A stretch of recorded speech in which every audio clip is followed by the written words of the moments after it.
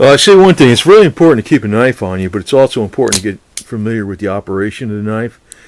This one I like a lot because the lever lock, sometimes they call it the leverletto. It's pretty quick because you just flip it down and you do that. One thing I don't like about it though is it doesn't have a serrated edge, and sometimes that serrated edge comes in extremely handy because a regular edge, for some materials, a regular edge cuts better, and in some materials, a serrated edge cuts much, much, much better than a regular edge, like plastics and stuff. So I wear this on my boot. I was wearing it on my boot all the time because this part that sticks out, it's easy to operate and get off the boot. But let me say this, it's good to get familiar with the knives because how they operate.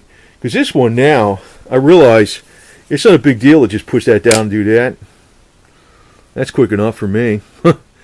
And it's got a serrated edge on it. It's a little smaller knife, but as far as width, but it's still, to me, that's quick. That's quick. It's not a big problem to just push that down just like on a lever lock and do that.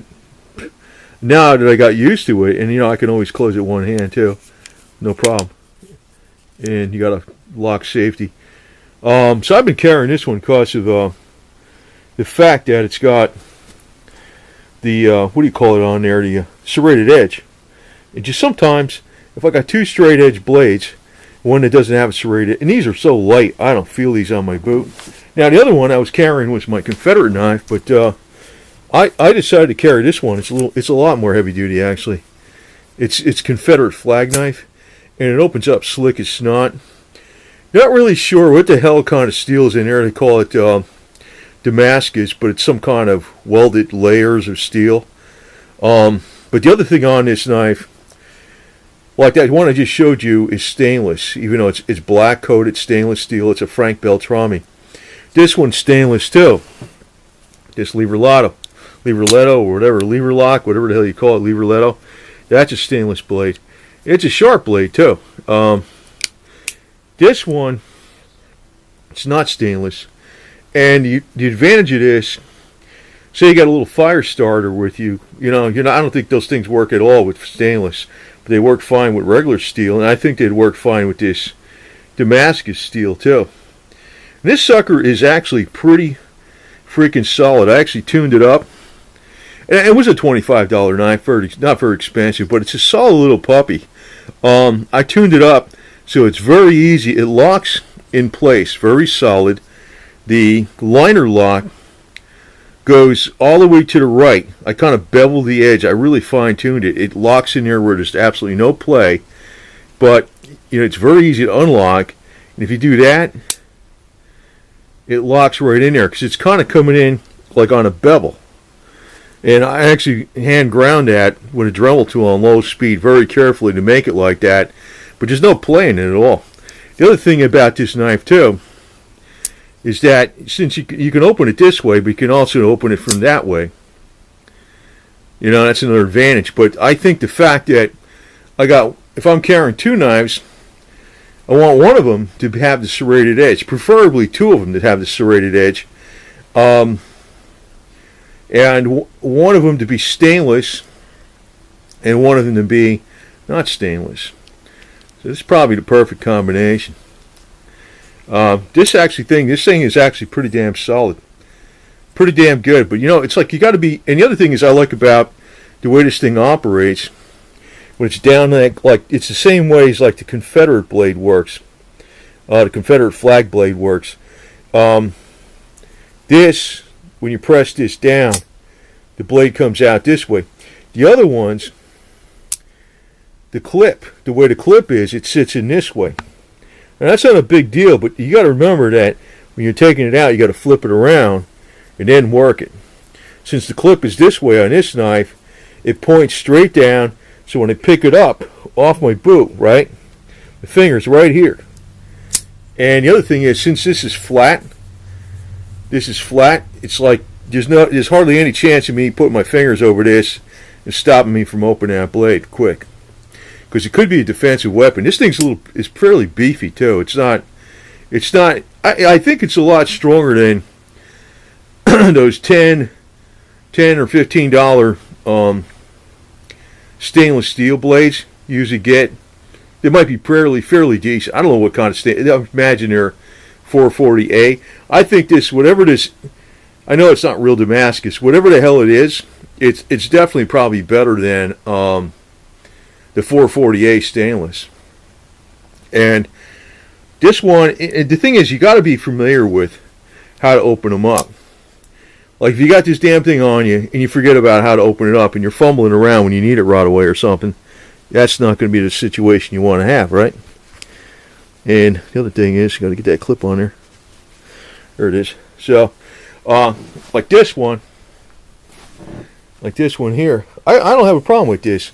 To push it down and go like that. It's fairly quick. It's fairly quick. Plus, you know, the one thing I didn't like was I was going to leave the safety off, but then I had to watch that the button was above that, because if the button was too far down, it could release it while it's in that little sheath. Now I realized, you know, it's not that hard to operate this safety, and this might be a hair quicker, and it's a little beefier. You know, the only thing, if this thing had the serrated edge on it, I'd be really loving to carry this, and I guess maybe you can grind one in there if you're a professional knife maker, but I don't know how to do that. I mean, basically that's what this thing is. Somebody ground a serrated edge in there. I don't really know how to do that. I wish they sold them all like that, but it's good that you're familiar, to be familiar with everything you got, because if you're not, well, first maybe you can accidentally open up the knife and screw yourself up too. The hell knows, that's another thing. But you know, a lot of times I like, well, these are easy. I guess, you know, you don't really need to have a full push button or even a you know, something where you just assisted opener. Say you had to just press down here on the nub on a blade and open it up that way. But it's very important, I think, to have a knife that you can open with one hand and open up fairly quickly. Because a lot of times when you're doing some work on something too, it's very essential that you might have your hand holding something else, and you realize, hey, I got to hold this and grab my knife and cut something loose or do something with the knife while I'm holding this, and I can't be letting go of it. So it's very, you know, it's not like that happens all the time, but the one time that happens, that could be a big dangerous situation where you wish you had a knife that you can just, you know, flip down off the safety and hit it open like that and open it up. But the thing is, you need to be familiar with everything you got. Like a knife, it's just like a gun. I mean, you could be real familiar with your revolver, you could be real familiar with your Colt 45 or your Beretta 92, whatever else you got. But then you get something else. Say, I don't know, you get some kind of Ruger with, I don't know, I don't know, whatever the hell they crap, Glock or something. I'm not familiar with Glock, to tell you the truth, but so you get a Glock. You're not familiar with it, right? You're not familiar with it. You go to use it, what happens? You screw up, right? And the other thing is with these things, you want to make sure the operation's always working. I found out I've been spraying a little, not just WD-40 in them, but also a little bit of that barricade stuff.